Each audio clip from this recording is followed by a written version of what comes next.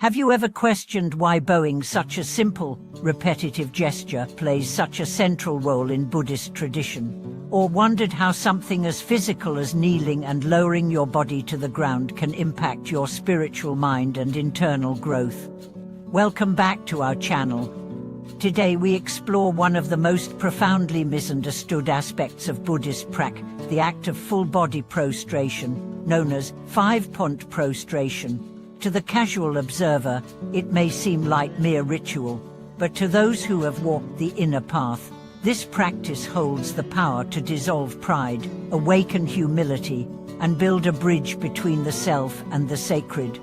Let's embark together on a deep journey into the heart of why bowing matters not just as form, but as transformation. We will examine how prostration is not submission, but empowerment, not superstition, but sacred psychology. Through story, practice, and insight, we will see how every bow becomes a gesture of awakening. In many spiritual traditions, bowing is considered a sign of reverence, but in Buddhism, bowing goes deeper. It is a path of purification. When a practitioner touches forehead, palms, ears, and feet to the earth, they are not merely lowering the body, they are lowering the ego.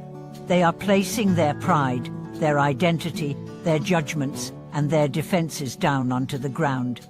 This gesture is known as five-point prostration because 5 contact points, forehead, 2 hands, 2 knees, symbolize total surrender of body and mind. But surrender, here, does not mean defeat. It means release. It means letting go of the illusion that we are above others or above truth. To bow is to admit I am still learning. I am still evolving. I open myself to a truth greater than my own thoughts. Consider a novice monk named Jin. When he entered the monastery, he was proud of his education, his discipline, his knowledge of scripture.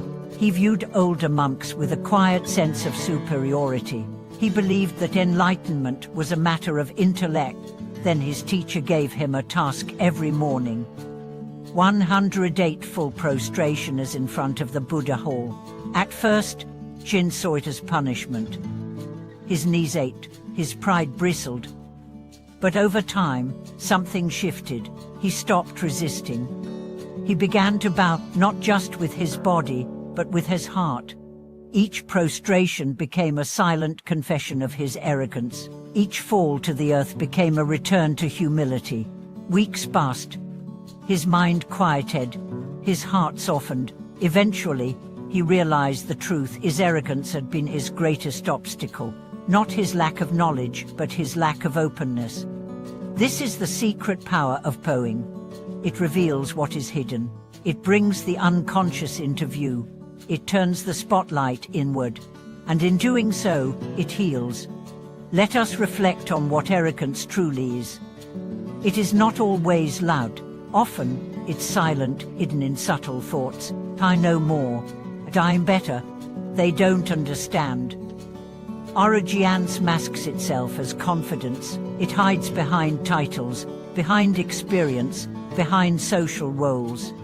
But the moment you kneel, the moment your forehead touches the ground, none of that matters. The bow equalizes. It reminds you, all beings suffer, all beings seek peace. All beings have Buddha nature, and you are one among them, not above, not below. That's why many Buddhist masters say, the deeper the bow, the higher the wisdom, because only in humility can wisdom enter. Bowing also cultivates mindfulness. Each movement, raising hands, folding palms, lowering the body, requires attention. When done with presence, bowing becomes meditation. The mind synchronizes with breath. The breath synchronizes with movement. Thought dissolves into action. In that space, something profound occurs. The body no longer bows to an image. It bows to truth, to impermanence, to interbeing, to the sacredness of life itself.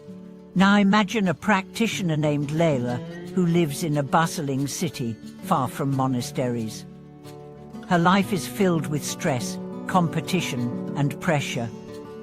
She begins a daily practice, tenfold prostration as every morning before a simple image of the Buddha.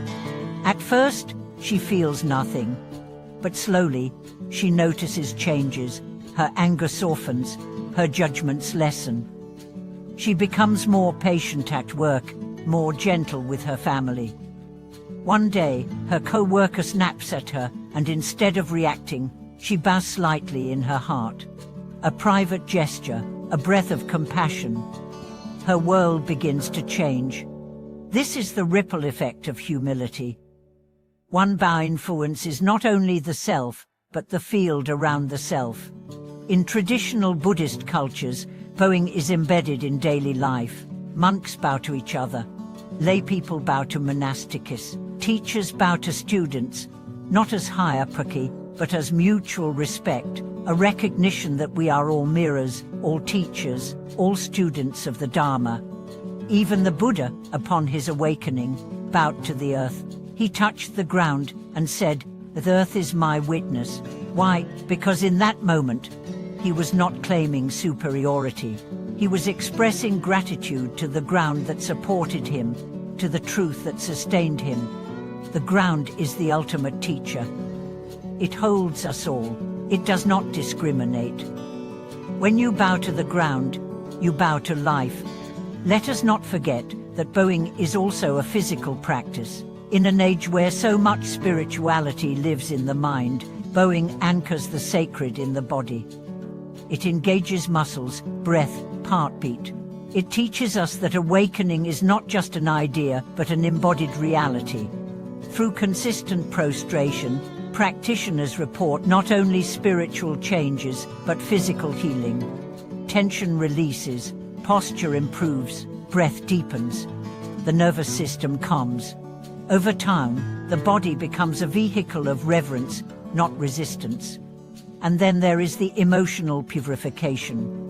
Each bow becomes a prayer, a letting go, a cry for forgiveness, a vow of compassion, a wish for liberation, not just for the self, but for all beings. When we bow, we do not bow alone. We bow with the ancestors. We bow with the lineage of practitioners. We bow with every being who has suffered and every being who seeks light. This is why 5-point prostration is not just a practice, it is a path, a ritual of return, a way to reconnect with what is most honest in us, our longing to be free of ego and to live from love. So next time you bow, whether before an altar or in your heart, remember this. You are not lowering yourself. You are lifting the sacred. You are not diminishing your worth. You are remembering your essence. Thank you so much for watching this video. If this practice speaks to you, try it. Begin small. 1 bow, then 2, see what arises. And let humility be your teacher. Share your reflections in the comments. Have you ever practiced prostration? What has it taught you about yourself, your mind, your body? Please like this video and subscribe to our channel. We are here to journey with you through movement, through mindfulness, and through the transformative power of humility. Until next time, may your every bow bring you closer to the ground and closer to awakening.